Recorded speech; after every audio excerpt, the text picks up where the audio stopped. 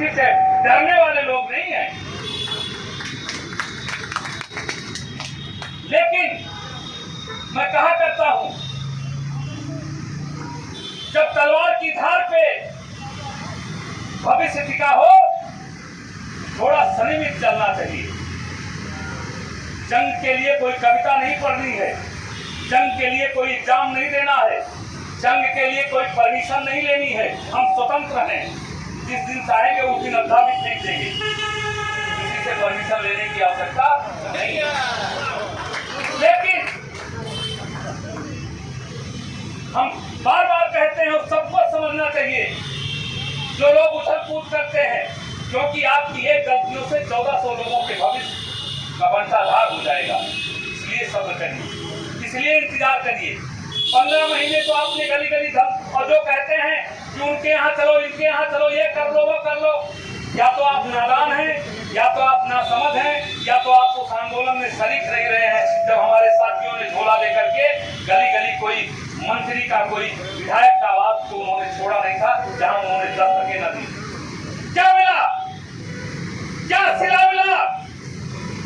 मैं सारे लोगों से कहना चाहता हूं, शिक्षक संगठनों से, हम अपने अभिभावकों से, अब सब्र की इंतहा टूटती है, छोड़ दो हमको मारने जीने के लिए, हमारे ऊपर मत दया करो। हमको मरना होगा तो हम मर जाएंगे, और अगर हमारे अंदर ताकत होगा तो इस मझधार से हम निकल के जाएंगे। आपकी कोई आवश्यकता नहीं है। अधिकारी के सामने हमारे लिए आप जो अधिकारी को बोलना चाहिए, आपको बोलना पड़ रहा है, गलत बात है, शर्मनाक बात है। हम आपका सम्मान करते हैं, इज्जत करते हैं, इसका मतलब नहीं कि हम नाक रगड़ रहे हैं। 20,000 नहीं चाहिए मानदेय मेरे मित्रों। अगर अपना आप फोन बोर्ड करके और धूप झाड़ करके अगर वहां अनाज को दोगे तो महीने में 20,000 मिलेगी। इनको ये मालूम होना चाहिए, हम आम लोग नहीं हैं, हम किसान के बेटे हैं। जो किसानी करते हैं तो वो क्या अपनी जीविका नहीं चला पाते? वो भी अपनी जीविका चलाते हैं।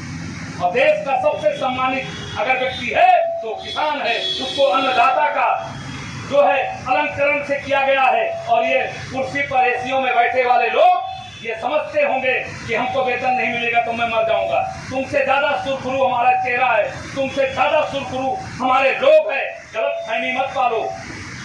हक और अधिकार के लिए किसी भी हद तक जाना पड़ेगा तो हम जाएंगे। जाता है जल और जोरू तीन के लिए युद्ध होता है, तो हमारी जड़ जिस दिन खो दोगे उस दिन आप सतर्क हो जाना। अकेला शख्स हूं, मैंने कहा था एक अधिकारी से कि ऐसा नहीं भूखों नहीं मरूंगा, LLB किया हूं, प्रैक्टिस करूंगा। बहरहाल इस उम्र की दहलीज में हमारे पास कोई केस नहीं आएगा, लेकिन मैं शिक्षा विभाग को बखूबी समझता हूं, शिक्षा विभाग को बखूबी जानता हूं। 3-4 साल में इतिहास और भूगोल पलट दूंगा।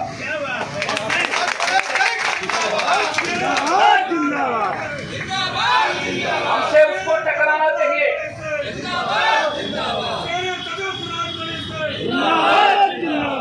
हमसे उसको टकराना चाहिए, हमसे उसको मुकाबला करना चाहिए जिसके दामन बेदाग हों।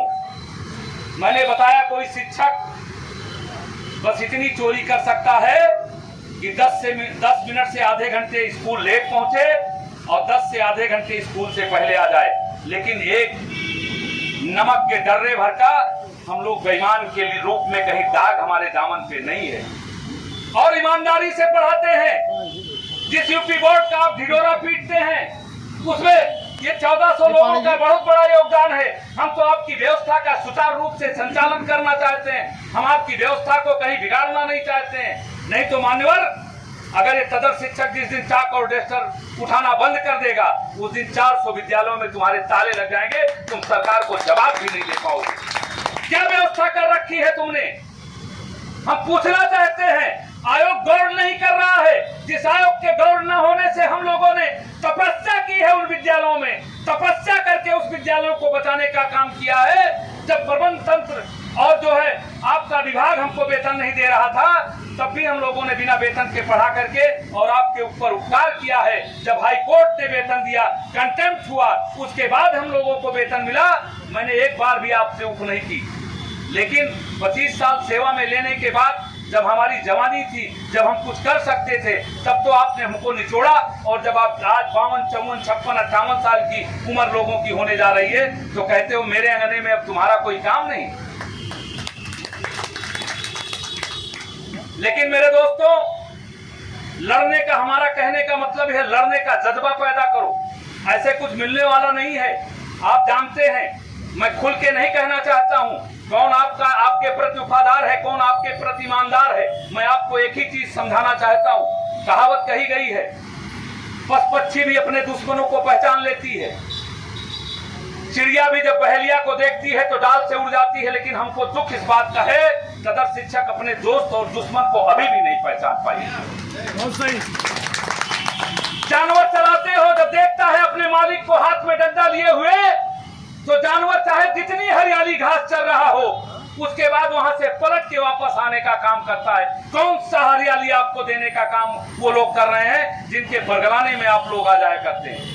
हम कहते हैं हम लोगों ने मन्नतें की थी, हम लोगों ने भीख मांगा था कि 1 माह का वेतन दिला दो। हम अपने ऊपर नहीं श्रेय लेते हैं, इन सभी तदर शिक्षकों को श्रेय जाता है। आज सरकार आपको संपूर्ण वेतन के लिए तैयार है, आप उसके लिए जिम्मेदार हैं, आप उसकी जीत जीते हैं। वो लोग नहीं जीतते हैं तो फर्जी दावा किया करते हैं। हमको क्रोध आज इस बात का लग गया कि हम सम्मान करते हैं आपका, हम इज्जत करते हैं, हम आपको संरक्षक मानते हैं, आपको हम अभिभावक मानते हैं, उसके बाद भी आप जो है मेरे साथ राजनीति करते हैं। कितने दिन राजनीति करोगे? अब हम मरने की बेला है, हम मरने मिटने पे उतारू हैं। अब हमारे अंदर बचा ही क्या है? उसके बाद भी आप राजनीति से नहीं बाज आ रहे हैं। हम अपने उन साथियों से कहना चाहते हैं कि बंद कर दो अब हजूरी। चाहे मरना पड़े, जीवित रहेंगे तो अपने घर जाएंगे, नहीं तो मर करके वेतन लेके जाएंगे। ऐसे जाने वाले लोग नहीं हैं। और हमारे ऊपर वो लोग कृपा करने का काम करें जो हमारे ऊपर रहमत करते हैं, रहमत का दावा करते हैं, हरियाली आंसू बहाते हैं। अब वो हमारे ऊपर कोई रहम ना करें। हमें कोई रहम की आवश्यकता नहीं है, क्योंकि हमने देख लिया, आपके चरित्र को देख लिया। इसलिए जब लड़ने का मन बना लिए हैं, जब लड़ने का हमारे अंदर ये जज्बा आ गया है, हमको खोने का कोई गम नहीं है, तो हमारे ऊपर आप छोड़ दीजिए। हम चाहे मरें, चाहे हम वेतन लेके जाएं, ये हमारा अपना उसूल है, हमारा अपना सिद्धांत। संघर्ष करो, हम तुम्हारे साथ हैं। राजमणि भाई तुम संघर्ष करो, हम तुम्हारे साथ हैं। आज ये बात दिल से निकली है दोस्तों। 2 दिन से मन बहुत व्यथित है, आज और व्यथित हो गया जब मैंने सुना कि साथियों को रोका जा रहा है। आखिर में क्या दिखाना चाहते हो? हम लोग एक एक साथी को जोड़ने का काम करते हैं। बहुत ऐसे साथी हैं, अभी कुछ दिन पहले ग्रुपों में लिखा जाता था, लेकिन कोई साथी उसमें से ग्रुप पे नहीं लिखता है कि यात्रा के कार्यक्रम में पहुंचो। दुख होता है।